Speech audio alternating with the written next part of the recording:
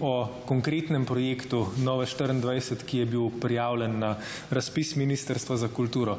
Projekt se imenuje Novice iz Slovenije in prej sem vam že bral nekatere naslove teh novic. Recimo, zaširjanje protimigrantske multikulti propagande med mladimi v Sloveniji se ni bati.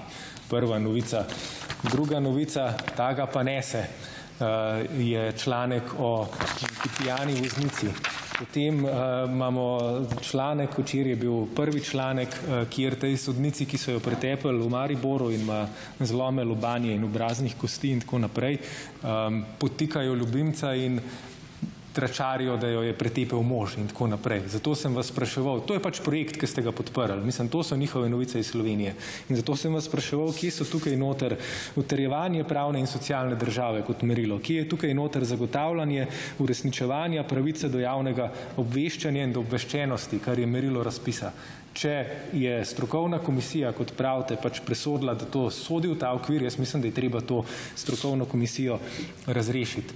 Glede na to, da od ministra nisem dobil zadovoljivih pojasnil, predlagam, da se o tem resno pogovorimo v Državnem zboru, pač kako bomo postopali z državno podporo medijem, medijskim projektom, ki so eksplicitno sovražni, katerih glavna dejavnost je blatenje, obrekovanje, širjenje neresnic, polresnic, strahu in sovraštva, kot sta Nova24 in Demokracija, in kako bomo postopali glede tega.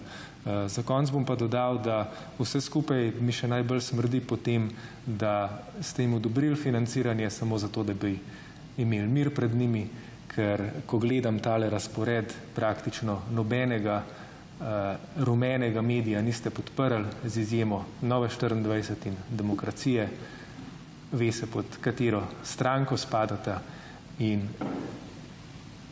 ve se, s kakšnimi izgovori se včasih tej stranki pogleda skozi prste.